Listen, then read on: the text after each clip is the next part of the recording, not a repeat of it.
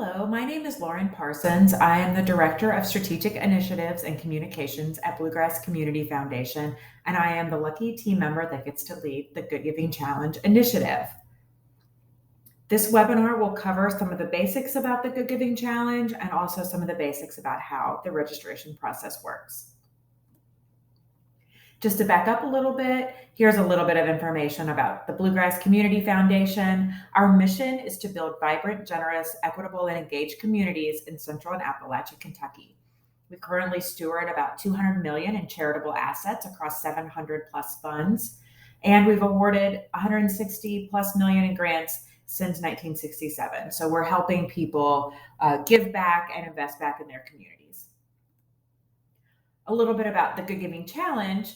Part of our mission is to make giving easy and fun, and that's why we have been leading the GoodGiving Challenge since 2011 in partnership with Smiley Pete Publishing.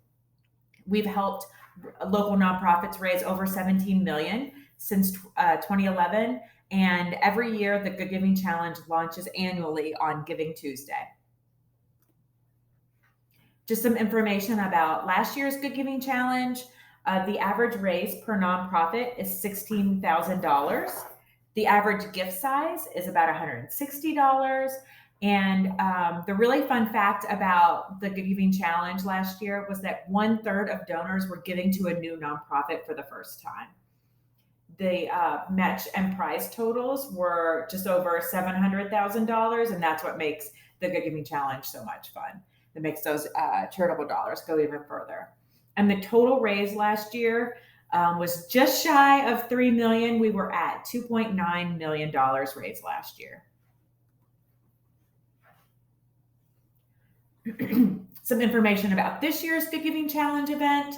It will launch again on Giving Tuesday, which will fall on November 29th this year, and it will run through Friday, December 2nd. So that means the GoodGiving Challenge will launch on Giving Tuesday, November 29th at 9 a.m., and it will run through midnight on Friday, December 2nd.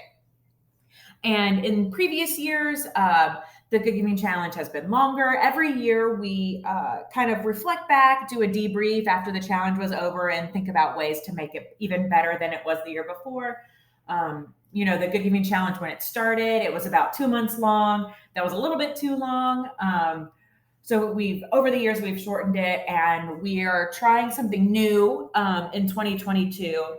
And instead of running a week long and running through that weekend, we are going to end on Friday night. So that way the donors and you don't get quite so fatigued with running the challenge. And we know it was really hard for donors to get ramped back up on Monday to give again. The giving really slowed down over the weekend. So we're really excited about this compact new challenge length. We are really excited because that will allow us to offer even more match challenges per day, more than one per day. So we're really excited about how this will work this year. The registration process opened on June 1, and it will run through September 30th. And the requirements are the same in some ways and upgraded in others. We still require that all organizations be a 501c3 to participate. You need to pay a $500 fee to participate. And that fee since 2011 has remained unchanged. We're really proud of that statistic. We have really nice sponsors who help underwrite the cost of the GoodGiving Challenge. We are a nonprofit organization ourselves. We do not profit in any way from the GoodGiving Challenge. Every penny of that fee is invested back into the GoodGiving Challenge for promotion and support and other things. We have a really robust marketing plan that I'll talk about later that helps fund as well. So that fee has remained unchanged since 2011. It is still $500. You can pay by credit card or ACH when you register your organization. You can pay that online, or you can elect to send us a check. If your organization needs an invoice, just send me an email at lauren@bgcf.org and we can get one generated for you. The new requirement this year is that we do require a GuideStar Gold Seal of Transparency. I think last year it was a silver. this year we are requiring a gold seal, and we have some really helpful resources on our website, bgcf.org/GoodGiving Challenge, that outline exactly what you need to do to get to that gold seal. It's really straightforward. If you have any questions, you can contact Barbara Fisher on our team. It's very straightforward, and it's really, we do this because this helps us vet all the organizations to ensure they do meet that 501c3 requirement. They do have all that transparency information online, and we hold that donations to the Good Giving Challenge are 100% tax deductible, and they're going to vetted organizations. So this just helps us ensure that to the donors. And to participate in the Good Giving Challenge, you must be located in one of these counties in our service area. We do check that you have a physical address in one of these counties. It can't just be that you serve residents of these counties. You have to be located there. And a little bit about how the Good Giving Challenge works. So right now, if you navigate to bggives.org, you will see some FAQs, some information about the challenge historically, and then you can search for nonprofits and see all the nonprofits that are already registered. So once the challenge is live, you will see an option to donate. And I like to say that giving during the Good Giving Challenge is like as easy as online shopping. All you have to do is add all the donations to different organizations to your cart. You can check out all at once. It is so super easy. But in order to be eligible for match prizes, to add to your total during the Good Giving Challenge, all those gifts from your donors must be made online through bggives.org. If you get a paper check from a donor, we cannot do anything with that during the Good Giving Challenge. You can either say thank you to your donor, thank you for the donation, and deposit that into your bank account, or you can reach out to them and ask them to process that online via ACH electronic check. The site is very secure, so there really isn't any risk there, but if they aren't comfortable making that gift online, you just have to accept that paper check and say thank you. But all the gifts do need to come through bggives.org. The benefit to your donors, they get that immediate tax receipt by email. And if there's a match challenge going on at that time, their charitable dollars will go even farther. The minimum donation amount during the Good Giving Challenge is just $10. We like to say that everyone could be a philanthropist, and we make that really accessible by just having that minimum donation amount of $10. And lucky for you, there is no maximum donation during the Good Giving Challenge. So people can give at least $10 or as much as they would like. We've had donations as much as $100,000 come through during the Good Giving Challenge. So, shoot for the stars there. There's no maximum donation. And like I said, all of those gifts are 100% tax deductible, which does mean that you cannot promise gifts or prizes or anything to your donors in exchange for a gift. There can be no quid pro quo. You can't promise a tote bag or a sticker or a water bottle or anything in exchange for gifts during the Good Giving Challenge. You need to follow all those IRS guidelines. So once the challenge launches, donors will be able to donate to your organization. There'll be a nice donate button on your profile, and how those donations will work. They will be assessed a 5.2% fee on their gift.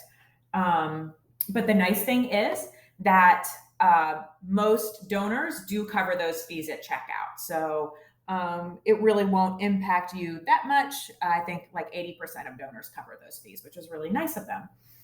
If a donor of yours is using their donor advice fund at BGCF, there will be no fee assessed on that gift.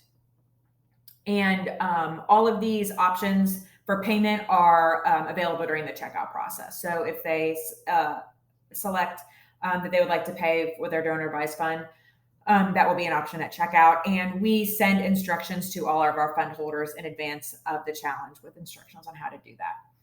And how this works, the donations sort of come in on their on their credit card statement, on their bank statement. It will say that they have made a gift to Bluegrass Community Foundation. And so some donors do get confused about that. You can just tell them all is good there. You will be receiving the payment. What we do is we have to wait for all of those gifts to be processed, for all the credit card statements to clear, for all the bank statements to clear. Sometimes, somebody might key in an incorrect number on their bank account, or something might bounce. I mean, there could be any number of things. We have to wait a few weeks for all those transactions to clear. And then at that time, we sort of start doing the math on all those match gifts, because we don't want to match a gift that has been declined. So at that point, we match those, our accounting team does all that work on the back end. And then we will send the organizations your check that includes your fundraising total and all of the matches and prizes you were awarded. You will get those checks by mid-January. That's how it's always been. They've always gone out that following year. It actually used to be later, in maybe almost February, because we used to leave giving open up through the end of the year. But we stopped doing that so that you could get paid sooner. We work as hard as we can. It's the end of the year for us. It's a very busy time for giving. People try to get those gifts, for tax benefits and all that, and by the end of the year. So when with holiday closings and all that, we do our best. You will get your check by mid-January the next year in 2023. So some of the benefits of participating in the Good Giving Challenge. Why do you want, you have your own giving campaigns. Why would you want to join this campaign as well? One, it is such a fantastic sense of community. It is so wonderful to see the community come together and rally in support of all the organizations. You just are going to want to be a part of it.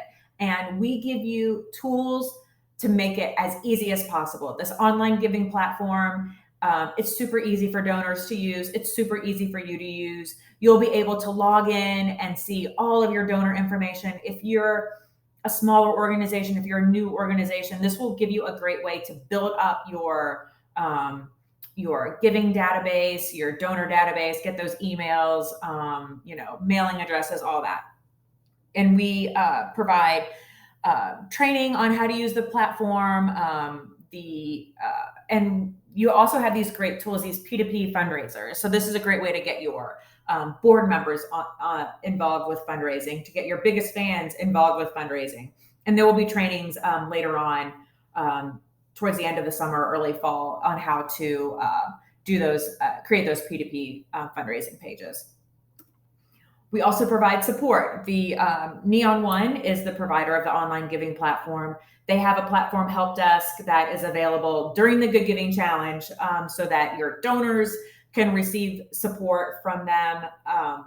You will also be able to get support from them, and you get support from BTCF as well. Last year we did something really great. We did like bi-weekly Zoom calls where we would just have anybody could sign on and talk about issues that they're having with fundraising. How did they do this? We just shared ideas, got to know each other. It was really, really nice. We also have trainings on fundraising best practices, on social media best practices. We really try to provide you with some really helpful tools on how to make this a really successful event.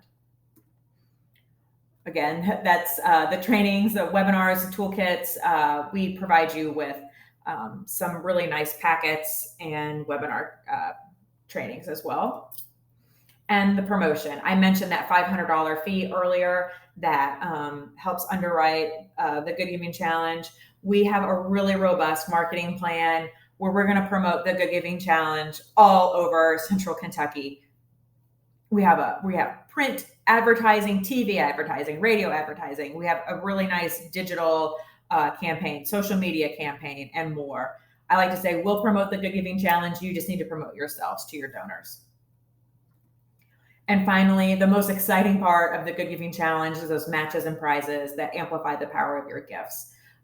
We don't have all that finalized just yet. We're still trying to line up those sponsors, trying to re-up. We have almost everybody who was a sponsor last year signed on again for this year. We're really close. And, once the word about the Good Giving Challenge gets out, we'll be attracting more sponsors and all that. So we'll have that information to you by September, I would say, that really make giving during the Good Giving Challenge very beneficial to your donors and beneficial to you to participate. So these are some steps about how the registration process works. These slides were provided to us from Neon One. So to register for the Good Giving Challenge, you are going to navigate to bggives.org.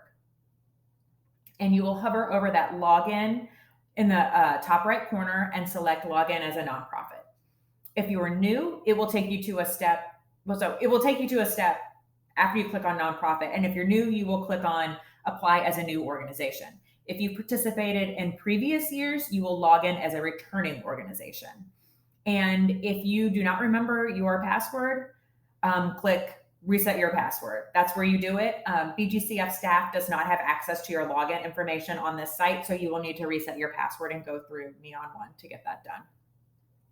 The nice thing is it really walks you through the steps very, very clearly, very easily. It's very straightforward.